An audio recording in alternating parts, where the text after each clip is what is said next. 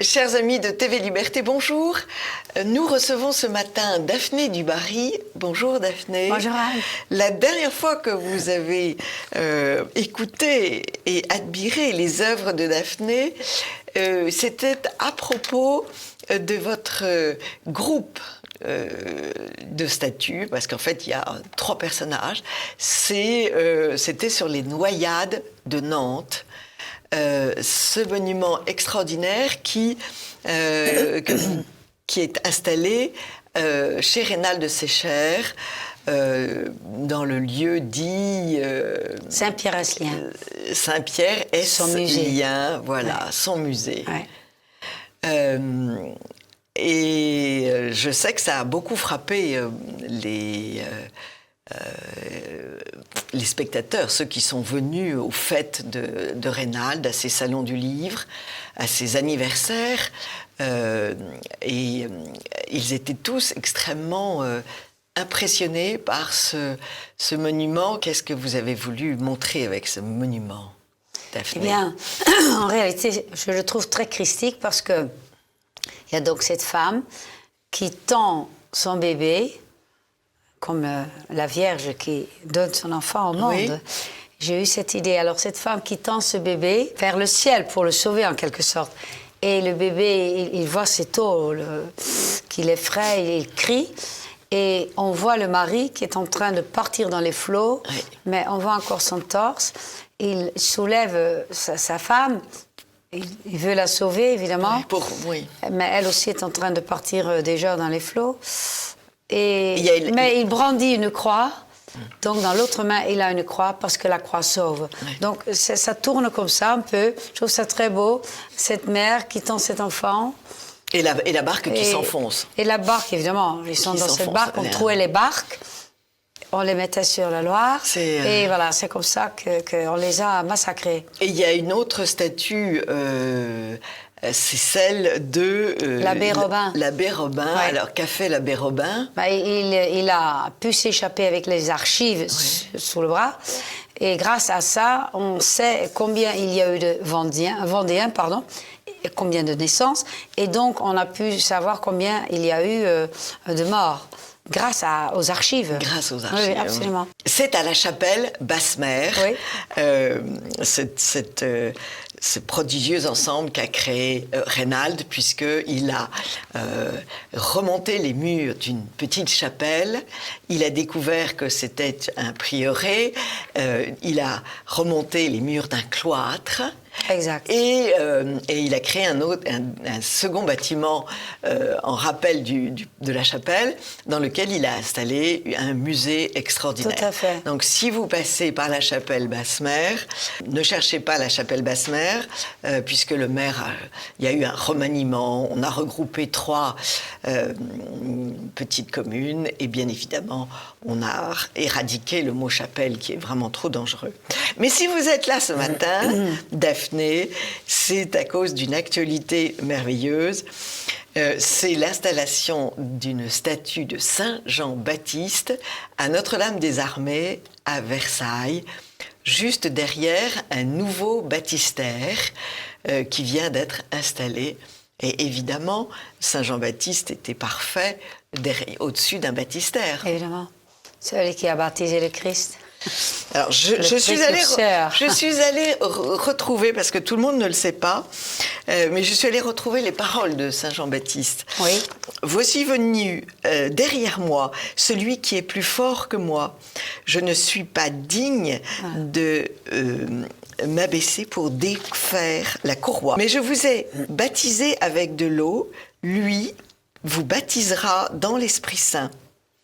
C'est... Voilà. Ah oui, c'est ça. Quand on pense qu'ils étaient cousins, en plus. Ils étaient cousins, oui. Absolument, puisque Élisabeth était enceinte en même temps que Marie. Alors, c'était un grand bonheur, cette installation de la statue de Saint Jean-Baptiste. On va la voir, parce qu'elle est absolument magique. Alors, cette statue a une histoire, parce que vous avez installé un autre Saint-Jean-Baptiste dans les Pyrénées, au-dessus de la tombe d'un couple qui a voulu préparer leur demeure éternelle, ce qui est sage finalement. Tout à fait. Mais dans les Pyrénées espagnoles. Dans les Pyrénées espagnoles. Perdu dans les montagnes. Perdu dans les montagnes. On voit les aigles survoler. Et alors, c'est magnifique. Votre Saint-Jean-Baptiste est magnifique. Alors, quelles sont ses caractéristiques, ce Saint-Jean-Baptiste? Il est très puissant. C'est un ascète. Il traverse le désert avec son bâton de pèlerin, oui. À la recherche de ceux qui veulent se faire baptiser. C'est celui, la voix qui crie dans le désert. Qui crie dans le désert. Et donc, quand il voit arriver le Christ, il comprend tout de suite, c'est celui-là, parce qu'on dit, mais qui es-tu? Est-ce que c'est toi le Christ? Non, non, non, il viendra. Et il a cette, oui. cette croix immense, oui, on le voit partout, fichée dans le sol. Oui, parce que ça donne une grande puissance. Puis il est en mouvement, donc... Oui, il y a ce geste du baptême.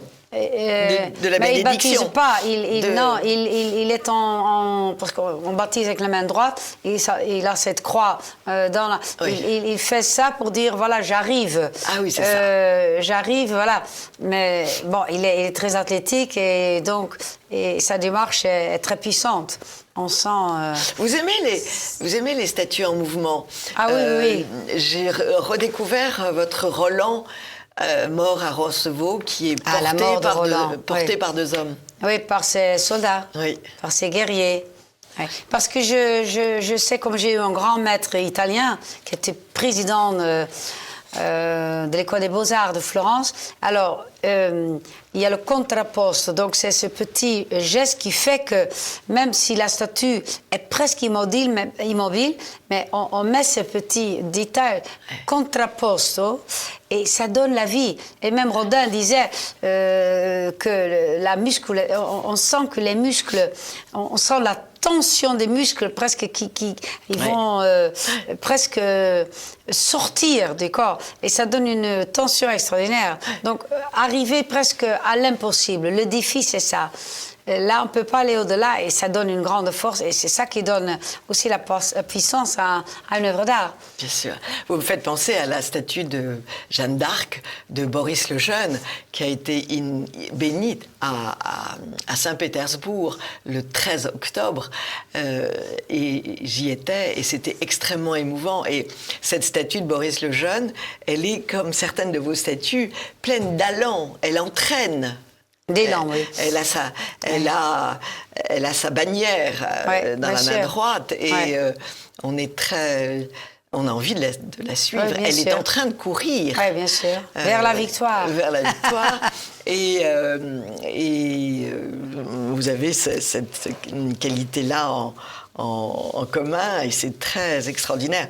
Toutes les autorités de la ville étaient là, les autorités orthodoxes, les autorités catholiques. Et ça a été un grand moment, cette inauguration, je comprends. cette bénédiction qui avait vraiment lutté contre tous les éléments, Covid d'abord, puis après la guerre. Et ceux qui sont partis, dont je faisais partie, ils sont allés vraiment contre le vent. Alors, merveilleuse bénédiction aussi, dimanche dernier, donc dimanche 3 décembre. Et ce que j'ai constaté, c'est le bonheur des fidèles à regarder votre statue. On a l'impression que regarder vos statues rend heureux les gens. Est-ce que vous avez ce sentiment? Mais c'est le but. Le travail pour le bien, le beau, le vrai, ça rejoint notre Créateur. Et le but, c'est d'embellir.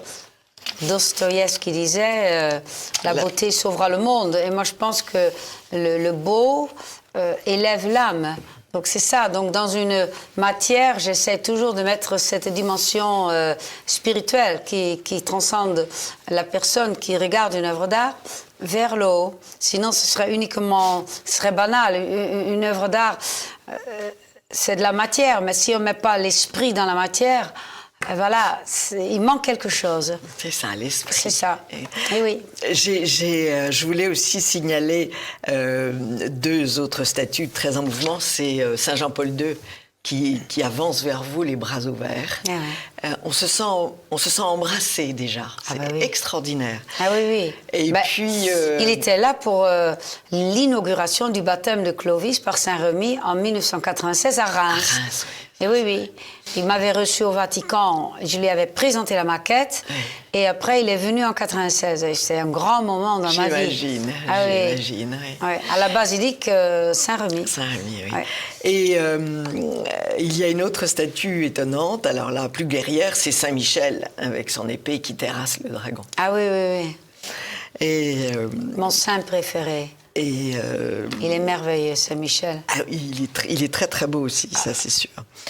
Et alors, le visage de Saint Jean-Baptiste, comment est-ce que vous l'avez C'est très drôle. J'ai fait un Saint Jean-Baptiste pour l'Ordre de Malte qui se trouve au fort de Saint-Ange à Malte. Et après l'inauguration, on nous a fait visiter la cathédrale à La Valette, tout le chevalier, et il y a un très beau tableau du Caravage, ouais. La décollation de Saint Jean-Baptiste. Ouais. Et j'ai été sidérée, j'ai regardé la tête de Saint Jean-Baptiste, que je n'avais jamais vue, je n'avais jamais vu ce tableau, et c'était ma tête de mon Saint Jean-Baptiste ouais. Que j'ai donc réalisé en bronze. C'est incroyable, hein? On est guidé quelque part. C'est assez extraordinaire. Ça m'a tellement frappée. Vous écrivez, Daphné, dans l'une des préfaces de vos livres, « J'honore la civilisation chrétienne de ma patrie, l'Europe, en érigeant des statues et des monuments à mes vertueux contemporains ou ancêtres. C'est un acte de piété filiale en remerciement de tout ce que j'ai reçu d'eux spirituellement, moralement et culturellement. » C'est très rare, cette attitude de reconnaissance. Ah, moi, je suis une femme très reconnaissante. Et en italien, ça sonne très bien, c'est très joli. Dio mi tratta da Dio. Dieu me traite comme un Dieu, da Dio. Da Dio, c'est pas comme un Dieu, mais divinement. Oui. Dieu me traite divinement. Divinement. Oui, Dio me tratta da Dio. Et c'est vrai, donc je suis reconnaissante. Parce que tout ce que nous sommes tous des instruments et que Dieu nous autorise de travailler pour sa gloire, je trouve ça une grâce. Pour moi, c'est une grâce de pouvoir travailler pour le bon Dieu. À travers mes œuvres, m'exprimer, apporter cette beauté que j'essaie de mettre dans mes œuvres. Vous en parlez de la grâce de Dieu. Vous écrivez « La première condition du succès pour la réalisation d'une sculpture religieuse, c'est la grâce de Dieu. Nous semons, nous plantons, dit saint Paul, mais c'est Dieu qui donne l'accroissement. Le modelage de l'œuvre est de moi, mais le résultat est de Dieu. » Et oui, il m'inspire. Et quand je réalise une œuvre religieuse, je prie beaucoup. D'ailleurs, c'est la messe quotidienne, c'est... quelques pénitences et je prie, donc je suis vraiment, je me laisse guider. Quand j'ai fait une très belle statue, très belle Vierge qui doit encore être inaugurée, donc j'en parlerai plus tard. La Vierge aux Innocents?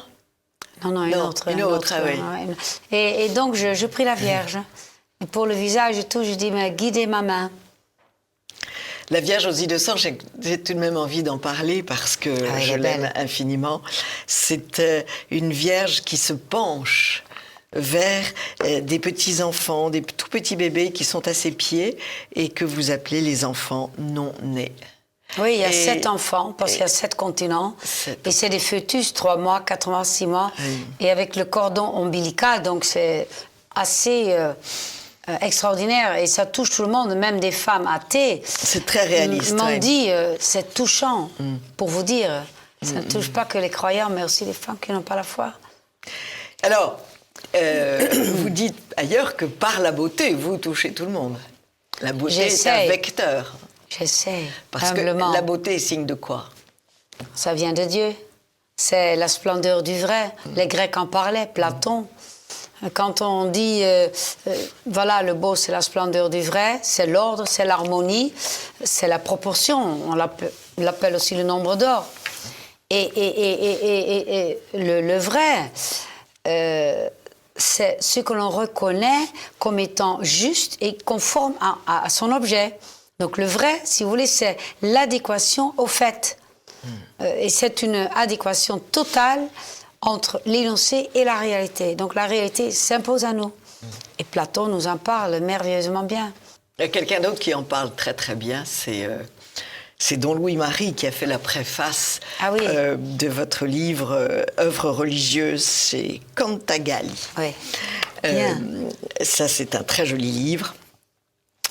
Et vous écrivez la découverte... Enfin, il écrit, pardon, Don Louis-Marie, qui est donc le père abbé du monastère du Barou, qui fut le successeur de Don Gérard. Absolument.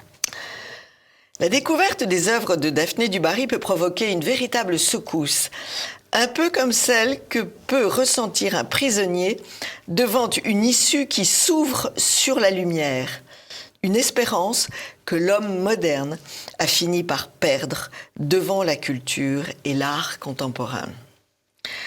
Quel est le secret de cette porte ouverte ? Quel est l'axe qui permet cette grande ouverture sur ce qu'il y a de plus profond en chacun de nous et qui puisse répondre à notre plus haute vocation ? En contemplant les œuvres religieuses de Daphné du Barry, le secret apparaît très clairement. La beauté, une beauté véritable, ancrée dans la tradition et qui jaillit en espérance. Oui. C'est quand même une expression extrêmement regroupée, mais riche de signification. Ah oui, oui. Il écrit très bien, Don Louis-Marie. Mais la splendeur ravit l'âme et l'attire vers la conversion. Oui. C'est ça, mon but, si vous voulez. L'art, pour moi, c'est presque, pour moi, un moyen de convertir l'âme. Voilà. À travers l'art. C'est pour ça que les plus belles statues sont dans les églises. Eh oui, absolument. Parce que les gens qui n'avaient pas de culture retrouvaient dans les églises des peintures qui parlaient des évangiles, des apôtres. Donc, en réalité, c'est comme un livre pour ceux qui n'avaient pas de culture, et c'est extraordinaire. Donc, les fresques, les tableaux, les sculptures parlent de tout ça. Mais il a lâché le mot « tradition » et il écrit, toujours Don Louis-Marie, « Tradition, qu'est-ce à dire ? Conservation froide d'un passé ou d'une technique ? Imitation servile, quasi magique d'un maître ?» Don Gérard, fondateur de l'abbaye Sainte-Madeleine du Barou, homme de Dieu et poète, a donné une très belle et artistique définition de la tradition. La jeunesse de Dieu. En un trait de mots, Don Gérard donnait la finalité, cause des causes, de la tradition. L'ensemble des moyens que Dieu a confiés aux hommes pour leur donner la possibilité de devenir participants à sa vie bienheureuse et spirituelle. C'est quand même fantastique, ça. Ah oui, oui, non, mais c'est ça. Donc, quand Dieu nous donne un talent, peu importe lequel, il faut tout mettre au service de Dieu. C'est ça qui est extraordinaire. On reçoit, vous avez un don, j'ai un don, tout le monde reçoit des dons. Et il faut les mettre au service du bien commun. On ne garde pas le don pour soi, il faut l'offrir, ce don. Oui, c'est sûr. Le partager, c'est comme l'amour. L'amour peut tout. Mais ce qui est amusant dans cette phrase de Don Gérard, c'est qu'il inverse. La tradition, c'est la jeunesse de Dieu. Eh oui, mais c'est tout à fait ça. Tout le monde dira, la tradition, surtout aujourd'hui, la tradition, c'est vieux, c'est vieux. Non, la tradition, c'est la jeunesse. Oui, mais absolument, mais c'est vrai. C'est une idée géniale. Non, c'est très beau, ce texte est magnifique. Mais Don Gérard voyait les choses en poète aussi. Donc, oui, absolument. Donc, Alors, je voudrais citer une phrase qui n'est pas de moi, qui est de Michel-Ange. Oui. Et qui disait « Seigneur, accordez-moi la grâce de toujours désirer plus que je ne peux accomplir. C'est joli, ça. Et oui, donc ça nous donne toujours envie de continuer à réaliser des œuvres et on ne s'arrête jamais en réalité. Et une œuvre d'art, en tant que femme catholique que je suis, doit servir à cette conversion. Donc quand mon Christ qui est à la cathédrale de Monaco a converti 3 personnes qui m'ont écrit, alors le but a été atteint. Même si un jour, pour une raison ou une autre, cette œuvre serait détruite, mais l'œuvre a accompli son travail. Voilà. Sa mission. Sa mission. A converti. Et c'est merveilleux. Alors, évoquons ce Christ, on va le montrer en photo. Ce Christ de la cathédrale de Monaco, vous vous êtes inspiré d'un artiste. J'ai rencontré Jean-Claude Dubarry, feu mon mari, chez Dali. Oui. Et Dali avait été à Avila. Oui. Et au monastère d'Avila, il a trouvé un petit cahier où Saint Jean de la Croix avait fait une esquisse d'un Christ. Ah, c'est ça l'histoire. Oui, d'un Christ qui se penche comme ça. Christ qui surplombe la terre. Oui, il se penche comme ça, c'est des taches. C'est des taches de la croix, pratiquement. Et il s'en est inspiré pour son Christ qui est au musée de Glasgow et qui est magnifique. Et j'ai même connu le modèle quand Dali est en train de le peindre. Et donc, c'est un Christ vivant. En tout cas, le mien l'est, parce que Dali a fait cette peinture extraordinaire. Et le mien, il est vivant, donc il est ressuscité. Et donc, pour moi, il est évident, même pour nous tous, il est ressuscité, donc il est vivant. Et je ne voulais pas un Christ mort. Oui. Mais donc l'histoire vient de loin. Une esquisse de Saint Jean de la Croix. Oui, c'est fou. Oui, à Avila. Oui.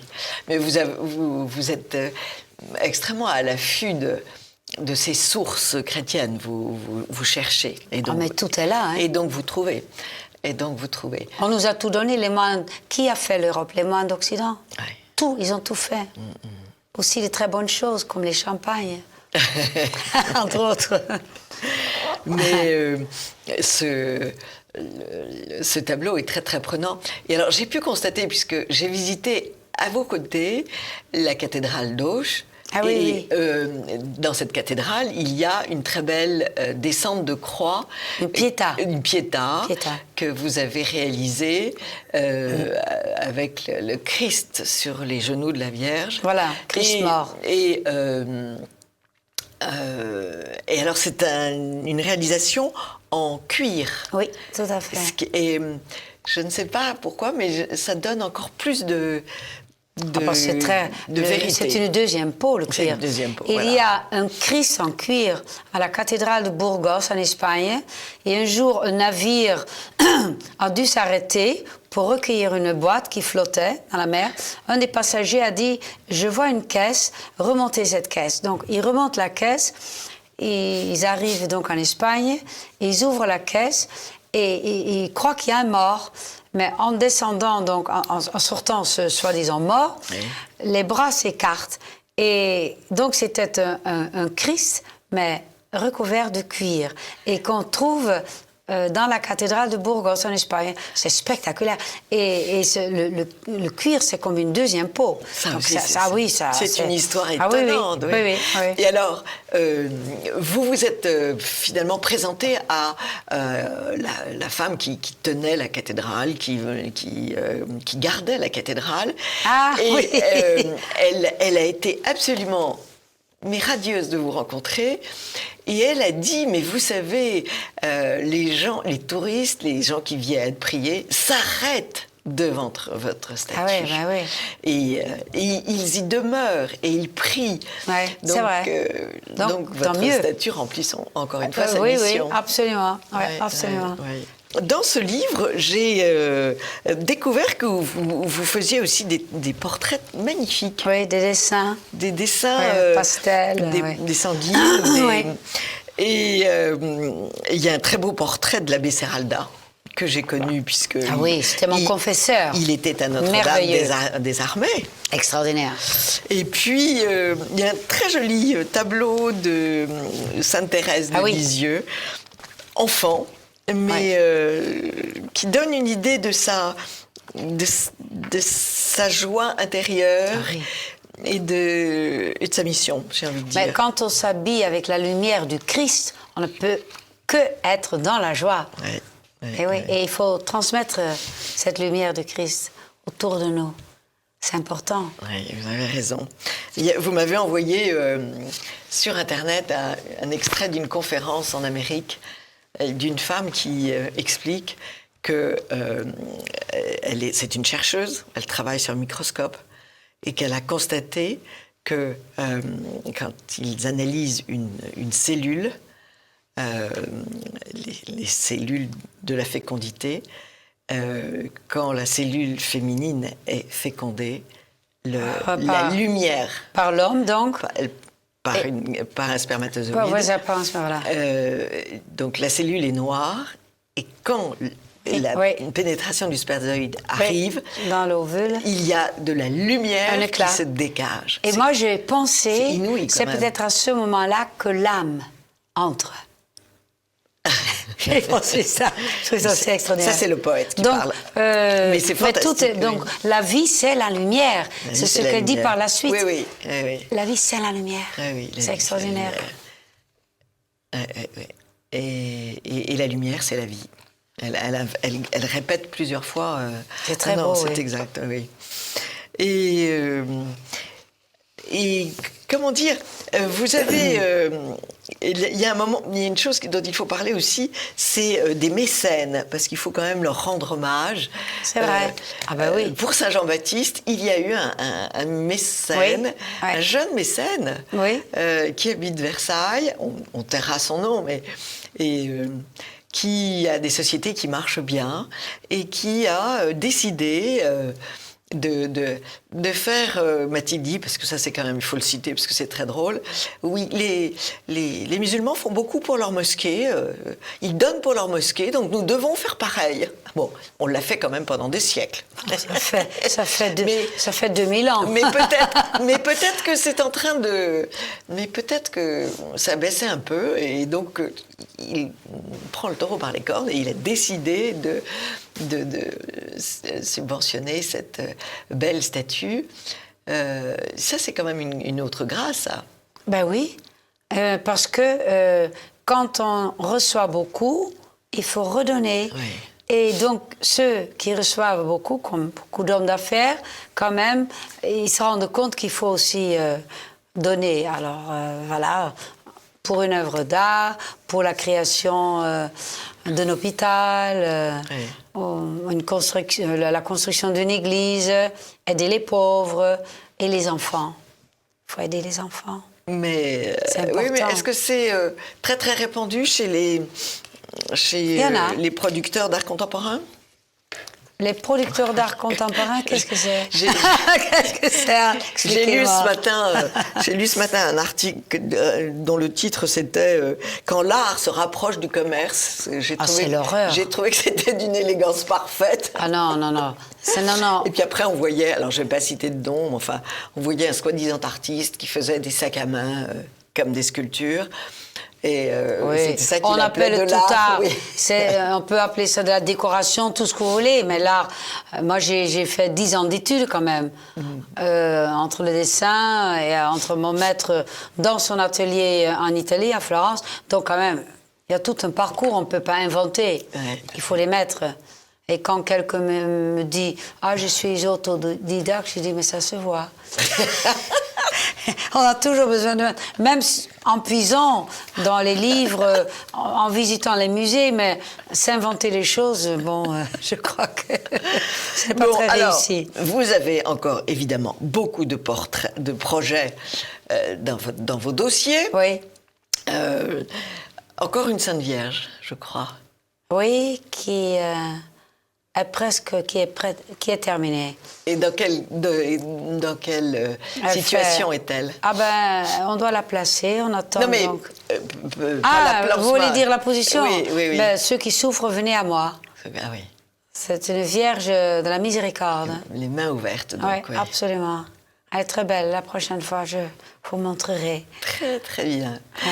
J'aime beaucoup, et je trouve qu'il n'y en a pas assez en France, la Vierge au manteau. Vous savez, la Vierge dont le manteau est très large et tous les personnages qui sont en dessous, sous son manteau. Je ne sais plus comment ça s'appelle. Enfants? Non, de tout le monde, des adultes et des enfants. Ah bon? Ça a un nom. Où avez-vous vu ça? Oui, c'est très rare, c'est des statues, il n'y en a pas tellement. Il y en a une à Pontigny, l'abbaye de Pontigny. Une vierge avec plein de personnages? Oui, une vierge au manteau. Oui. Ça fait presque un triangle. Une pyramide. Oui, une pyramide, Ouais, c'est ça. d'accord. Et les personnages sont Mais dans quel but? abrités Mais dans des sur la personnalités Vierge. peut-être locaux qui... voilà. Je ne saurais vous dire, mais, d'accord. Je trouve que c'est une statue qui m'inspire. Je trouve que c'est une... Bon, ben... Je vous enverrai une photo à Daphné. Très Je bien. vous enverrai une photo. Et donc, vous retournez dans votre atelier de Pietrasanta, En Toscane, en Toscane. entre Monaco et la Toscane, Et, pour les projets, les petites statuettes. Je fais ça dans la principauté de Monaco et tout ce qui est monumental. Et autre question, vous faites des statues monumentales qu'on ne peut pas mettre partout, mais pourquoi est-ce que vous ne développeriez pas une reproduction en plus petit? Moi, j'ai été élevée chez mes deux grands-parents, qui étaient quand même pas des gens... c'était pas des gens qui habitaient le 7e arrondissement, extrêmement cultivés, au courant de tout ce qui se faisait dans l'art de leur temps. Mais chez les deux, il y avait des statues. Ouais. Mais je fais toujours une maquette. Vous me parlez de...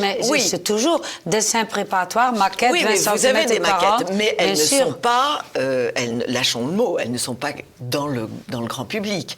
Les gens peuvent les acquérir, les acheter pour chez eux.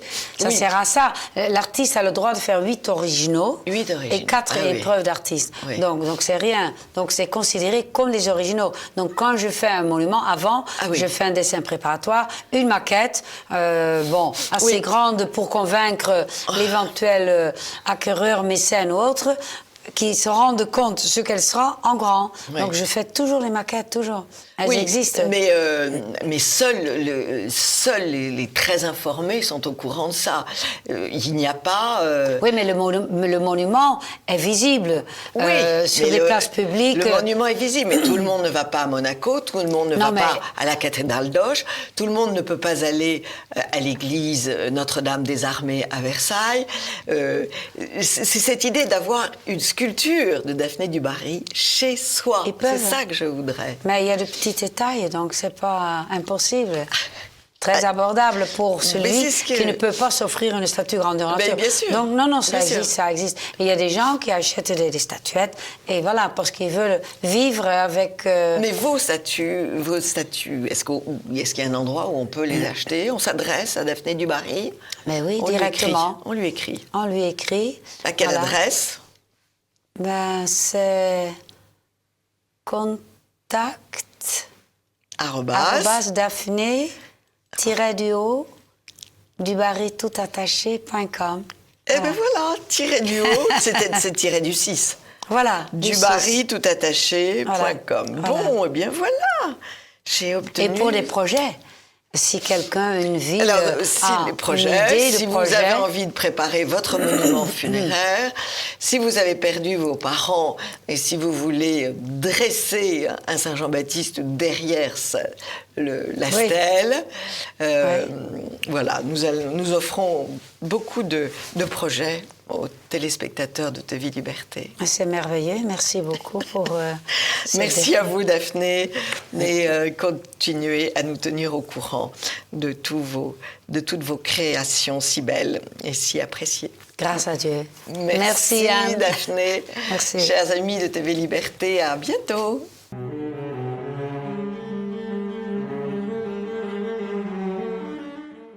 Chers amis de TV Liberté, bonjour. Je vous invite à une visite des villes d'Europe avec l'aide de Monsieur Patrice Maire. Bonjour monsieur. Bonjour. vous avez écrit un très beau livre, un livre d'art, qui s'appelle La Volute, remettre l'homme au cœur de l'architecture, et c'est édité chez AAM Éditions. Vous êtes rédacteur en chef de la revue Mont 14. 14, qui me permet donc de suivre année après année la politique d'urbanisme de la ville de Paris, oui. qui est absolument déplorable.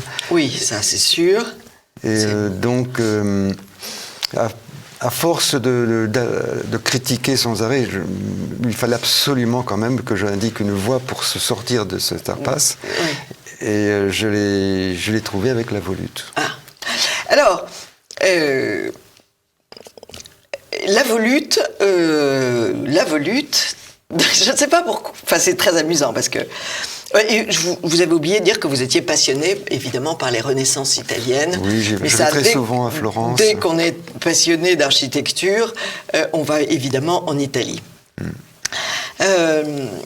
Ce qu'il y a d'étonnant dans ce livre, c'est que c'est un petit traité à la portée de tout un chacun, un petit traité d'architecture, et qui nous explique pourquoi une façade nous enthousiasme et pourquoi une autre nous fait fuir, ce qui est quand même très important. Alors le mot volute... C'est une très bonne question. La volute, je constate que c'est un mot qui n'est pas tellement employé. Non. Il était employé jadis. Il a été employé à une époque, oui. Mais donc d'abord c'est la volute, ça évoque la courbe,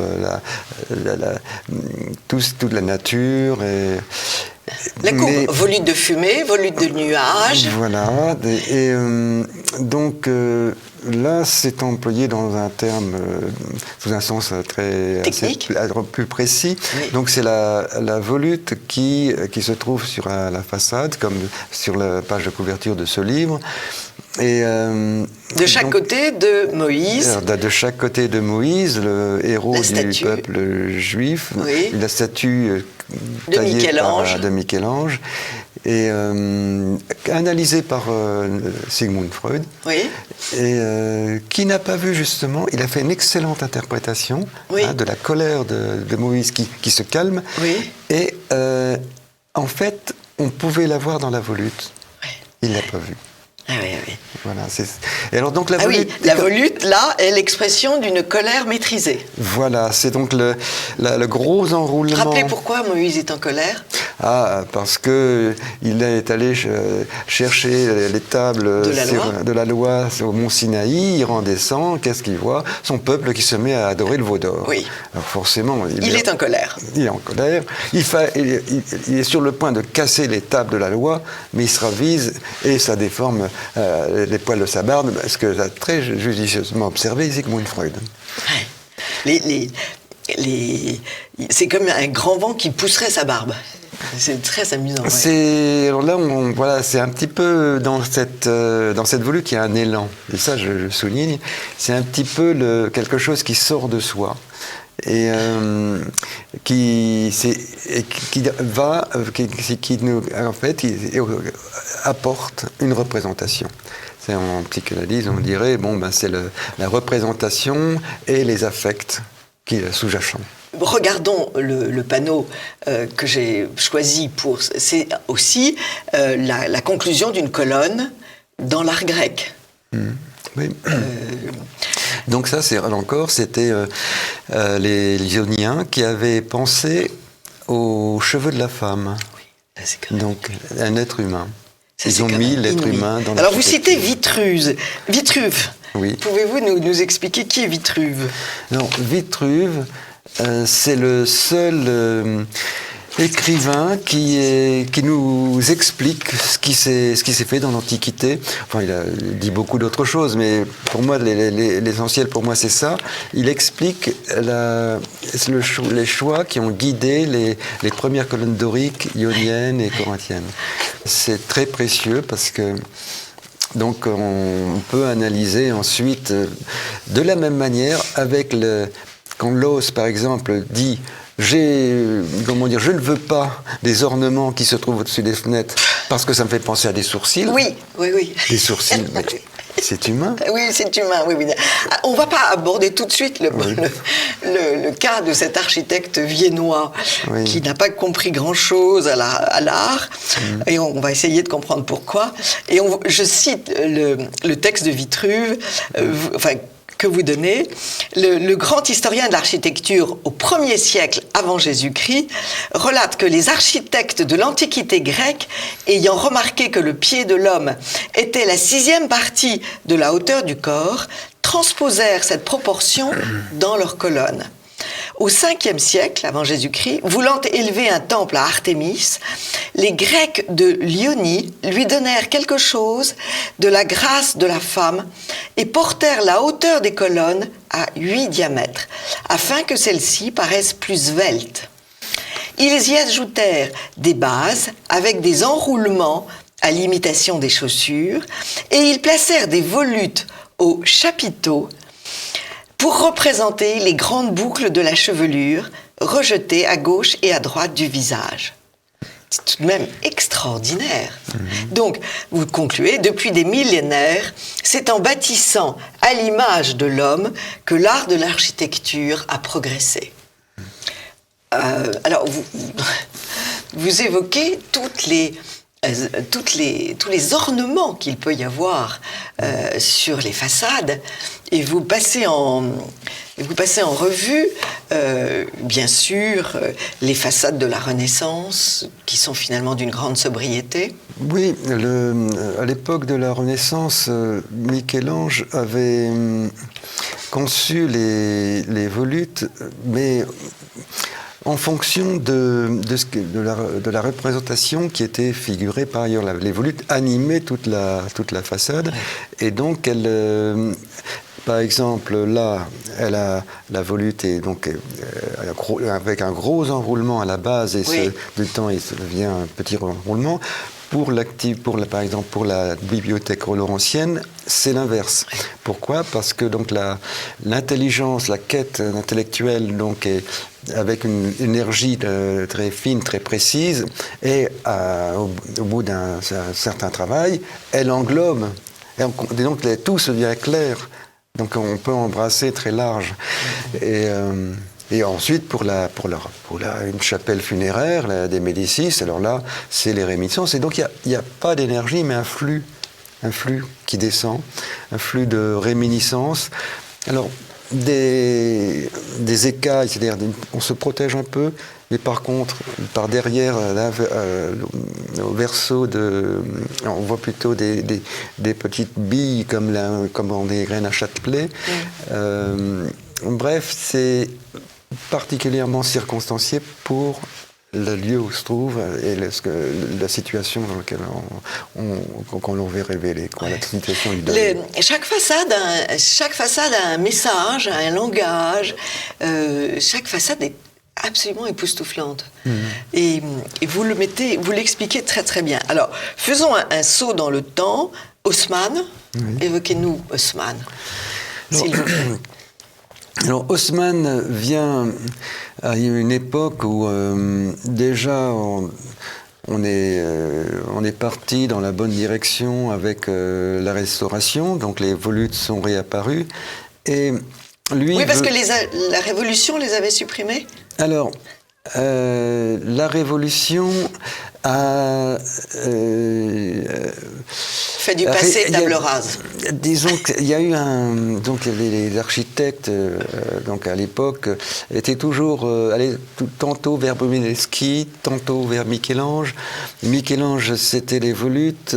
Brunelleschi, c'était l'homme dans l'espace, la spatialité et l'homme dans l'espace. On tirait les cordons pour tirer les perspectives. Donc l'homme se situait dans des perspectives. Il avait son cosmos, donc chaque fenêtre était un cosmos et devait être honoré, quoi. Donc c'est, comment dire, l'homme n'est pas qu'une alvéole, qu'une particule élémentaire, comme dirait Houellebecq. Non, l'homme est tout un cosmos qui s'intègre dans le cosmos plus grand espace de la cité. Donc ça, c'est l'esprit de la démocratie. Et donc la bourgeoisie, a tardé à s'emparer de ça parce que tout ce qui était volute, à l'époque, c'était des volutes de la noblesse. Le peuple n'avait pas le droit de faire la même chose que les nobles, bien sûr. Et donc, il y a eu une espèce d'interdit qui a mis du temps avant se résoudre. Ouais. Et alors, qu'est-ce qui se passe quand, à la fin du 19e, il y a le retour de la volute et du fronton? Alors... tout d'un coup, c'est vrai, les façades deviennent presque baroques. Disons qu'il y avait dans les hôtels particuliers de la noblesse à Paris, qui se sont développés au XVIIIe siècle, XVIIe siècle, il y avait toujours une entrée majestueuse, monumentale, dans lequel on mettait le maximum d'effets. Et notamment ce fronton. Et ce fronton, ça signifiait quand même, donc on est noble parce qu'on est fils d'eux. Oui. Donc, c'est un... donc, on a des prérogatives, des privilèges... Et des devoirs. Et donc, c'est ça, c'est comment dire, bien sûr, le peuple n'y avait pas droit. Et donc, quelque part... Alors là, on peut faire appel à Freud, je ne sais pas si... totem et tabou. Les enfants, comment dire, se révoltèrent un jour contre le père et le mangèrent pour s'approprier ses propriétés. Ses vertus. Et finalement, c'est un comportement humain qui... Qu'est-ce qui s'est passé? Ils ont décapité les rois, Et puis, le fronton, ils se sont appropriés. Ils l'ont mis au-dessus de chaque fenêtre. Absolument. Chaque citoyen c'est a ça, le droit d'avoir les mêmes prérogatives. Il y a une lecture politique de la façade, c'est ça qui est étonnant. On peut le voir comme ça. Il y a une lecture politique de la façade. On peut le voir comme ça, mais c'est quand même basé sur un sentiment humain. Oui.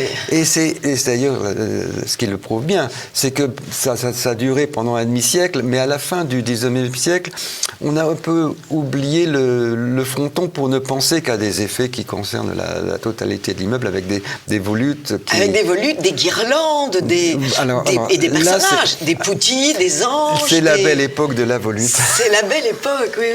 Oui, bon. Et ces façades sont réjouissantes à souhait. Oui, on s'arrête et on les regarde.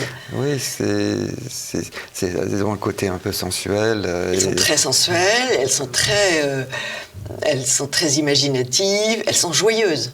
Oui. Elles sont joyeuses. Oui. On a l'impression d'avoir les flonflons d'un bal, si on fait une comparaison avec la musique.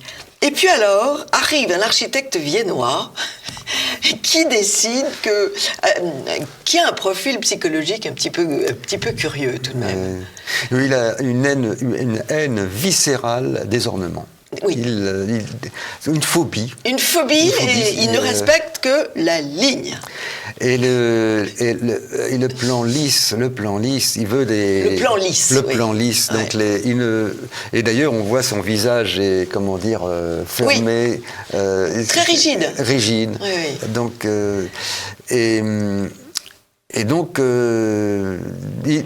donc c'est à travers lui, on voit le basculement qui va s'opérer, malheureusement. Alors, il va aux États-Unis, et alors c'est l'éblouissement, parce que il revient en disant « le beau, c'est pratique ». Voilà, il abandonne ce que lui avait appris donc tout ce qui l'entourait, notamment les façades étaient ornementées. Mais alors peut-être qu'il a été traumatisé, un peu comme je ne sais pas si vous êtes allé derrière le Fouquet's sur les Champs-Élysées. Oui, ça fait longtemps que j'ai remarqué cet immeuble. Et donc il y a un immeuble très très bizarre, donc complètement moulé, avec des carrés, des ouvertures carrées en plein milieu, n'importe comment. Oui. Et je trouve que c'est traumatisant de voir ça.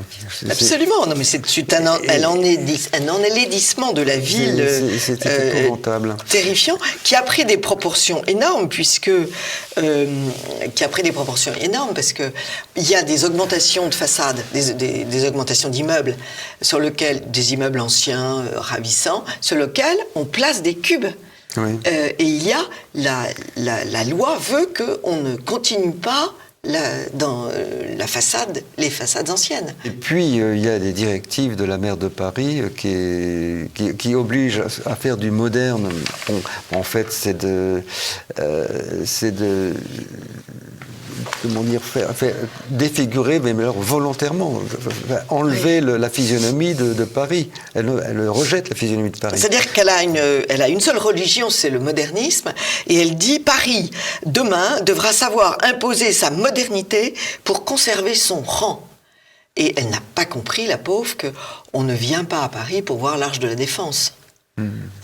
Et que la pyramide de Paye reste tout de même un acte assez inconsidéré dans cette cour du Louvre. Alors vous en parlez très bien, vous dites que les nuages se reflètent dedans, et je sais, j'essaye de me consoler en faisant ça, mais il n'empêche que c'est un acte, c'est une agression pour les façades du Louvre. Je pense que c'est à éviter, effectivement. Et vous dites très bien qu'il n'y a plus d'entrée au Louvre. Et puis, il n'y a plus d'entrée en Louvre. Il n'y a plus d'entrée au Louvre. C'est une grande frustration. C'est un hall de gare ou un hall d'aéroport, en réalité. Voilà, on s'attendrait à avoir des escaliers qui montent de chaque côté. Oui. Alors,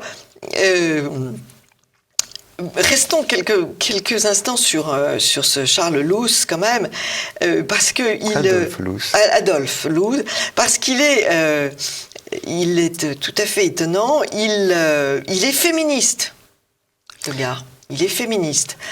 Il épouse une jeune fille de 19 ans et il écrit « La femme parviendra à l'égalité avec l'homme, non pas en agissant sur sa sensualité, mais par l'indépendance économique qu'elle obtiendra au moyen de son travail. La valeur de la femme ne variera plus au gré des fluctuations de la sensualité. » Il a un problème avec ses sens, le gars. C'est un sacré refoulé, hein, tu sais. Oui, je pense que c'est un... Je pense que, comme vous dites, je pense qu'il a... On sent derrière cette façade se cacher donc beaucoup de refoulement. Beaucoup de refoulement, oui. Alors, il a fait un immeuble très beau dans une grande place de Vienne, avec des colonnes et des mosaïques sur des couleurs. Disons que lui, à partir du moment où il y a parce que pour moi c'est un peu comme une castration, quoi. C'est se couper des sens, de la sensibilité. Et oui, c'est grave quand même. Ça a des conséquences. Voilà. Vous faites bien de le dire. Alors il lui restait que le matériau. Oui. Bon, alors le matériau, il a pris des très beaux matériaux, comme des très beaux marbres, etc. Oui. Mais c'est quand même assez limité. Alors, il s'est vengé de Chicago, comme il dit, grâce à sa technique de découper l'espace d'une façon non rationnelle, sauf chaque pièce devait être proportionnée à son utilité. Oui. Bon.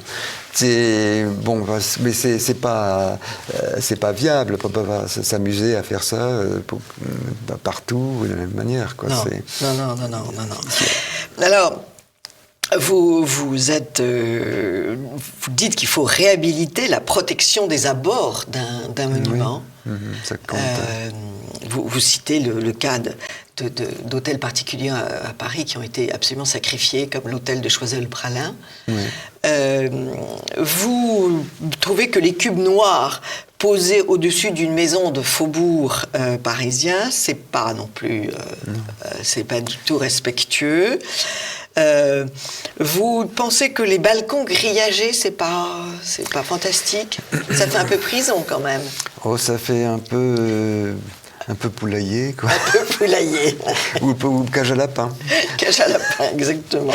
Et ça, c'est le grand architecte Édouard François, qui a fait ce moule, cette façade moulée, avec percé de trous carrés derrière l'hôtel Fouquet. Peut-être le Fouquet, ça peut marcher aux Champs-Élysées. Donc, c'est incroyable qu'il en arrive là, quoi. Et alors, vous êtes vous êtes tout à fait pour... enfin, vous vantez avec raison, je trouve, parce que je les aime beaucoup, le néoclassicisme, c'est-à-dire toutes ces démarches du retour en arrière, on va dire franchement. La démarche de François Spohéry à Port-Grimaud, qui a rétabli un village provençal sur la mer. Et puis Philippe Emzec, qui était le maire de Plessis-Robinson et qui a abattu les tours de sa ville de banlieue, qui était quand même pas très belle, et qui en a fait une petite ville charmante, mais charmante. Il a recréé une rivière, un plan d'eau, des immeubles avec des styles très variés, parce que c'est très varié. Oui, c'est une opération, on pense que c'est impossible de faire ça, de refaire des courbes, des variations de modénature comme autrefois. Alors, expliquez ce que c'est que la modénature. Alors, la modénature... J'ai ajouté un mot à mon vocabulaire. Bon, la modénature, c'est le dessin de façade, bon, grosso modo. Voilà. Et donc, au Plessis-Robinson, on trouve des variations. Extraordinaire, oui. Comme dans les rues de Paris. Enfin, il n'y a pas une façade qui ressemble à une autre. Alors, ils l'ont fait malgré, ils étaient encore obligés d'utiliser la technique du coffrage du béton, qui est quand même un handicap. Alors, malgré ça, ils ont réussi à faire ce progrès. Et je pense que ce que les gens aiment dans c'est quand même se retrouver un peu de cette magnifique du charme, tout simplement. De ces immeubles parisiens en pierre de taille. Du goût de vivre, enfin c'est... Oui, de retrouver donc en image, même si, moi, à mon sens, on peut aller plus loin avec la volute et donner, insuffler donc vraiment une physionomie humaine, vivante, avec la volute. Alors, vous avez une chance, c'est que le béton vieillit, et il vieillit mal. Et on ne trouve plus du ciment pour le faire, en plus. Ah oui ? Oui, donc le sable parce que le sable des rivières, paraît-il, pour faire le ciment, le bon ciment qu'il faut, ça devient de plus en plus difficile à trouver, tant et si bien que la pierre de taille va redevenir un matériau de base, et donc actuellement, il serait question que l'on remette de la pierre de taille dans Paris. Mais avec notre mère, tout est interdit. Avec elle prononce des affirmations irresponsables. Et un jour, elle dit ça. Le lendemain, elle dit « Ah ben oui, non, dans le 16e, j'ai construit un immeuble avec du préfabriqué. » Oui, bien sûr. C'était dans le Parisien, il y a le 26 octobre dernier. Donc, mettre du fabriqué dans Paris, non mais quand même, Paris, c'est une ville qu'on vient pour admirer. On ne va pas nous mettre du préfabriqué. Mais le problème, c'est que Mme Hidalgo est à un poste pour lequel elle n'a pas beaucoup de compétences. Elle n'a pas été architecte, elle n'a pas fait les beaux-arts. Et donc, je crois qu'elle devrait laisser la parole à des maîtres de l'art. Il y a suffisamment d'hommes et de femmes dans Paris pour l'éclairer, ne serait-ce que vous, monsieur Patrice Maire, alors vous êtes battu à Montparnasse, puisque Mont 14, c'est Montparnasse, et vous vous êtes battu pour quoi ? Contre quoi ? Alors, au départ, j'avais en horreur la façon dont Paris s'était transformé dans les zones, dans les arrondissements périphériques avec des bars et des tours. Et donc, ça a uniformisé le paysage, faisant disparaître l'âme des quartiers. Bien sûr, et l'âme des villages de Paris. Et donc, je protégeais les petites maisons de Faubourg parce que c'était elles les plus menacées de disparition. Et c'était elles qui conservaient un petit peu une vision d'un petit peu de respiration. Donc, avec des séquences que j'ai protégées. Et un bonheur à habiter. Oui, il y avait, vous pouvez, encore aujourd'hui, dans une petite cour de la rue du Montonnerre, vous avez un extraordinaire climat sur cour. Et c'est d'ailleurs là qu'a vécu Marguerite Duras pendant quelques années. Ah oui. Oui. Et on se sent ailleurs. Ouais. C'est petit, mais on a l'impression d'être dans un grand univers. Ouais, bien sûr. Tandis que quand vous avez un espace vide entre 4 barres, vous avez l'impression d'un espace Mais qui n'a pas marché dans les rues, dans les avenues du Havre, entièrement reconstruites après la guerre, ne sait pas ce que c'est que le vent. Quand le Havre est donc au bord de la mer, et la reconstruction du Havre, bombardée effroyablement et inutilement pendant la guerre, a été reconstruit, et le vent s'engouffre dans ces avenues au pied des tours, c'est l'enfer. C'est vraiment une vision de l'enfer. En tout cas, vraiment, soyez remercié, monsieur Patrice Maire, pour ce livre qui explique, parce que tout ça, nous le sentions. En vous lisant, si vous voulez, j'ai eu l'impression de comprendre mon inconfort, mon refus de certaines façades, mon exaspération devant d'autres, et pourquoi est-ce que j'étais malheureuse en me promenant dans certains quartiers. Mais vous mettez un nom sur cette souffrance et vous expliquez pourquoi ces architectes font du mal à la ville et ce qu'il faut qu'ils construisent pour rendre les citadins, les villageois heureux et pour redonner sens à la vie et j'ai envie de dire redonner libre existence à leur sens. Ce sont pas des idées. Nous ne sommes pas des idées sur pattes. Nous sommes des êtres humains qui avons besoin de beauté. Oui, il faut arrêter de se couper de son corps, de ce qu'il ressent, de ses sens. Et pour moi, la volute, c'est ça, c'est ce qui sort de l'homme, qui sort de lui, qui s'exprime. Est-ce qu'on peut imaginer 60 millions de personnes qui se ressemblent toutes, qui portent le même visage? Ah oui. Puis cette définition de la femme est étonnante. Je l'ai citée parce qu'elle représente bien. Il faut que l'immeuble soit cette femme qui travaille et qui porte un costume d'homme. et c'est tout, et qui gagne de l'argent. Enfin, c'est une femme pratique. On est quand même un peu amputé. Ça, si on n'est qu'une femme pratique. Vous entendez par là, comme parler Lose. Oui, d'accord. La citation de Lose. Je la trouve fantastique parce que priver la femme de ses charmes, on n'a plus qu'à devenir des hommes dans ces cas-là. Or, nous sommes un peu différentes. Oui. Nous sommes dissemblables, comme disait le philosophe Ivan Illich. Nous sommes dissemblables. Écoutez, merci beaucoup de... Alors, dernière réflexion, ce qui m'amuse beaucoup dans votre sous-titre, la volute et ses signes de volute en dessous, c'est qu'en fait, c'est l'arrobase d'Internet. Ça, c'est le... Oui, effectivement. C'est quand même quelque chose d'étonnant. La volute revient dans le signe, dans la calligraphie de l'ordinateur. C'est vrai que c'est... Dans ce petit signe, il y a un petit enroulement qui donne un peu l'impression de pousser vers quelque chose. C'est presque un signe qui va vers l'infini. Parce que ça ne s'arrête pas.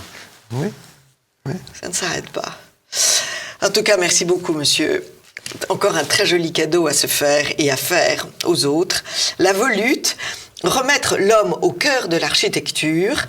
Patrice Maire, AAM Édition, avec de très belles photos, de très très jolies photos. Et vous saurez tout sur l'architecture de nos villes et de nos villages et du bonheur de voir des façades avec des sourcils. Merci beaucoup, monsieur. Merci Anne-Marie. Amis de TV Liberté, à très vite.